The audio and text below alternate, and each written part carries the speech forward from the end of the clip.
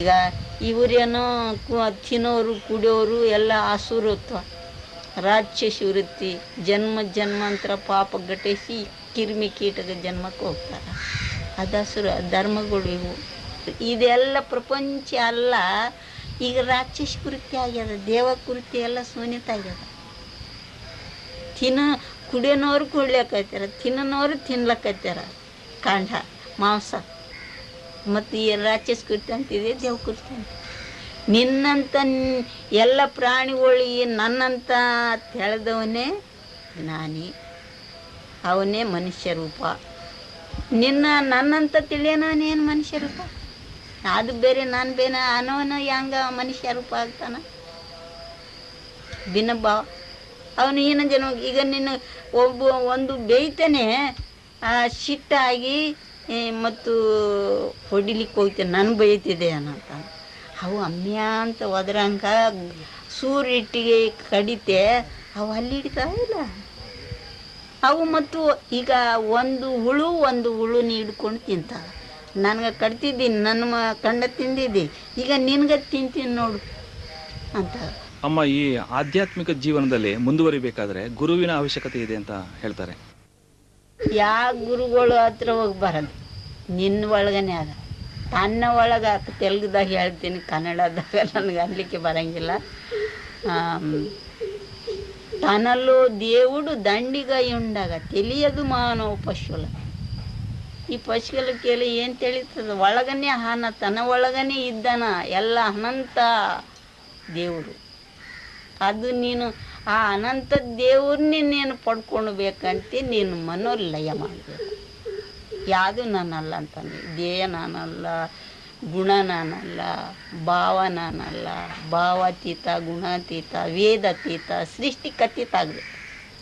ಸೃಷ್ಟಿ ಇದೆಲ್ಲ ನಶಿಸ್ತದ, ನಾನು ನಶಿಸಂಗಿಲ್ಲ ಅಂತ ನಿರ್ಮಲ ವೃತ್ತಿದಾಗ ಇದ್ದಾಗ ಆವಾಗ ಮಾಡ್ತು ಯಾವಾಗ ಲಯ ಆಗ್ತದೆ ಆವಾಗ ನಿನ್ನ ನಿಜ ರೂಪ ಕಾಣ್ತದೆ.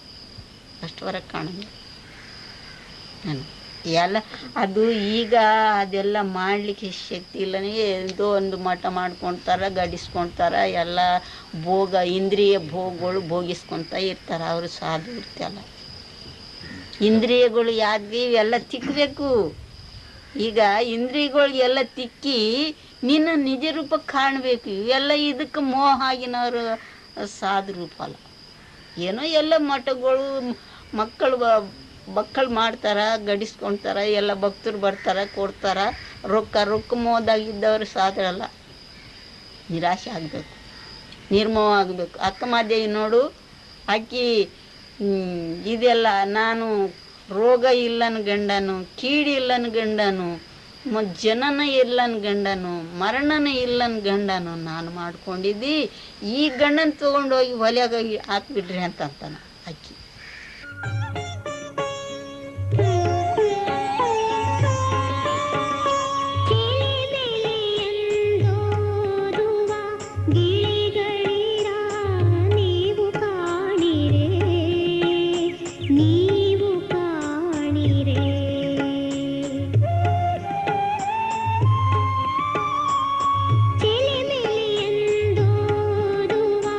ಗಿಳಿಗಳಿರ ನೀವು ಕಾಣಿರೆ.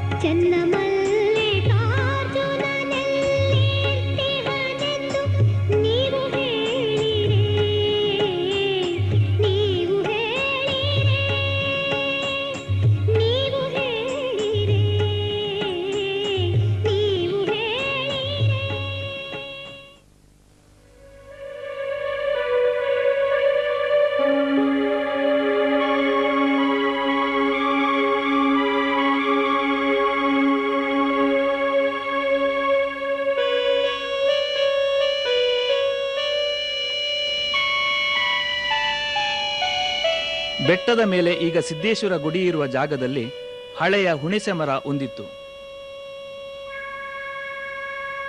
ಅದರ ಬುಡದಲ್ಲಿ ನಿಗೂಢವಾದ ಇಟ್ಟಿಗೆಗಳು, ಮೂರ್ತಿಗಳ ಅವಶೇಷಗಳು ಇದ್ದವು. ಆ ಇಟ್ಟಿಗೆಗಳನ್ನೇ ಬಳಸಿ ಅಮ್ಮನವರು ಶಿವಾಲಯವೊಂದನ್ನು ನಿರ್ಮಿಸಿದರು. ಕಾಶಿಯಿಂದ ತಂದ ಶಿವಲಿಂಗದ ಪ್ರತಿಷ್ಠಾಪನೆಯೂ ಆಗಿ ಬೆಟ್ಟಕ್ಕೆ ಮಾಣಿಕಗಿರಿ ಎಂಬ ನಾಮಕರಣವಾಯಿತು.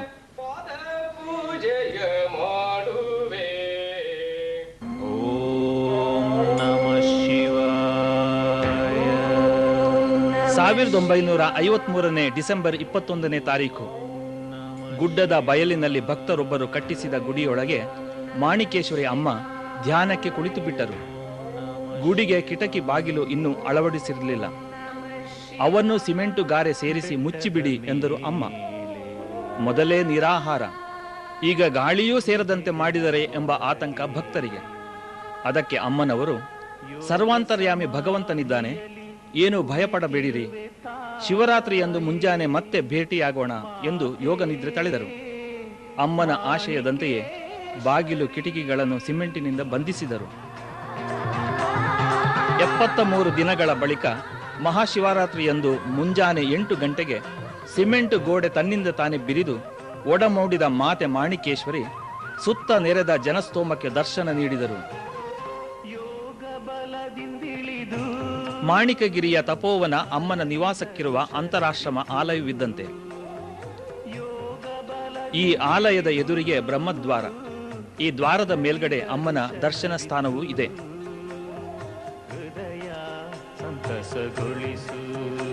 ಇಡ ಪಿಂಗಳಗಳೆಂಬ ಚಿಕ್ಕ ದ್ವಾರಗಳು ಆವರಣದ ಎಡಬಲಗಳಲ್ಲಿವೆ. ಪಿಂಗಳ ದ್ವಾರದ ಎದುರುಗಡೆಯೇ ಗೋಶಾಲೆ.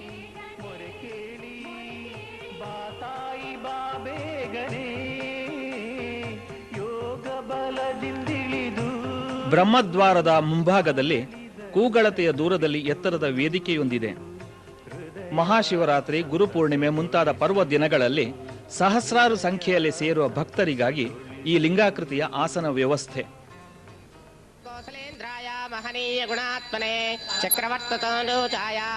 ಹರಿಹರರಲ್ಲಿ ಭೇದವಿಲ್ಲ. ಶಿವಾಲಯದ ಮಗ್ಗುಲಲ್ಲೇ ಶ್ರೀ ವೆಂಕಟೇಶ್ವರ ದೇವಾಲಯ. ಶಿವಾಯ ವಿಷ್ಣು ರೂಪಾಯ, ಶಿವರೂಪಾಯ ವಿಷ್ಣುವೇ ಎಂಬುದಕ್ಕೆ ಈ ದೇವಸ್ಥಾನವೇ ಸಾಕ್ಷಿ. ಶ್ರೀ ಸದ್ಗುರು ಬಾಲಯೋಗಿನಿ ಮಾಣಿಕೇಶ್ವರಿ ಮಾತಾ ಕೀ ಜೈ. ಚರಣಂ ಪವಿತ್ರಂ ವಿತತಂ ಪುರಾಣಂ ಮೇನ ಪೋತದ್ದ ಶ್ರುಗ್ಭಾನೆ ತೇನ ಪವಿತ್ರೇಣ ಶುದ್ಧೇನ ಪೋತಾಮರಾತಿಂತರೇ ಮಾ. ಶಿವಾಲಯದ ಎದುರುಗಡೆ ಭವ್ಯವಾದ ಸ್ತಂಭ ಹೊಂದಿದೆ.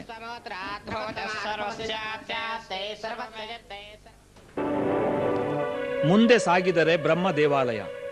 ಚತುರ್ಮುಖ ಬ್ರಹ್ಮನ ಆಲಯದ ಅಕ್ಕಪಕ್ಕ ವಿದ್ಯಾಮಾತೆ ಸರಸ್ವತಿ, ವೇದಮಾತೆ ಗಾಯತ್ರಿ ಗುಡಿಗಳು.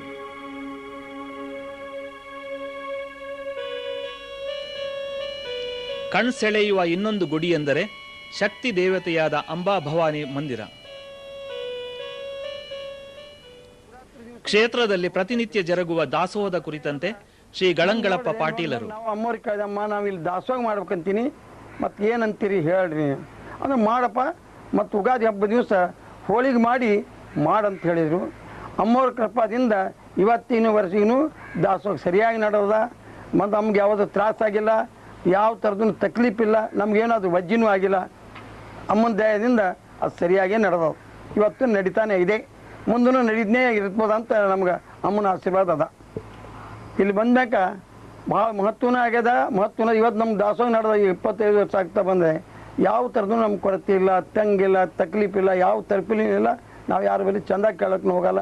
ಅಮ್ಮನ ದಯದಿಂದ, ಅಮ್ಮನ ಕೃಪಾದಿಂದ ಸರಿಯಾಗಿ ನಡೆದವು. ಅಹಿಂಸಾ ಪರಮೋ ಧರ್ಮ ಎಂಬ ನೀತಿಯೇ ಅಮ್ಮನವರ ಪರಮ ಗುರಿ ಎಂದವರು ಶ್ರೀ ಬಸಯ್ಯ ಸ್ವಾಮಿ. ಅಮ್ಮವರ ಮೂಲ ಮಂತ್ರ ಅಹಿಂಸೋ ಪರಮೋ ಧರ್ಮ. ಮನುಷ್ಯರಾದವರು ಮನುಷ್ಯರಾಗಿ ಬಾಳಬೇಕು, ಮನುಷ್ಯರಾಗಿ ಉಳಿಬೇಕು, ಮನುಷ್ಯರಾಗಿಯೇ ಜೀವನ ಮಾಡಬೇಕು ಎಂಬುದೇ ಅಮ್ಮವರ ಮಾರ್ಗದರ್ಶನ. ಪ್ರಾಣಿ ಬಲಿ ಮಾಡಬಾರದು, ಮಾಂಸಾಹಾರಿ ಮಾಡಬಾರದು, ಕುಡಿತನ ಮಾಡಬಾರದು. ಇವು ಮಾನವನ ಗುಣಧರ್ಮಗಳಲ್ಲ. ಮಾಂಸಾಹಾರಿ ಮಾಡುವುದು ಮಾನವನ ಧರ್ಮಕ್ಕೆ ವಿರೋಧವಾದದ್ದು. ಪಕ್ಷಿ ಪ್ರಾಣಿಗಳು ಮಾಡ್ತಕ್ಕಂಥ ಕಾರ್ಯ ಮಾನವ ಮಾಡ್ತಿದ್ದಾನೆ, ಇದು ಮಾನವನಿಗೆ ಸಲ್ಲಲಾರದ ಕಾರ್ಯ ಅಂತ ಅಮ್ಮವರು ಹೇಳ್ತಿದ್ದಾರೆ. ಈಗ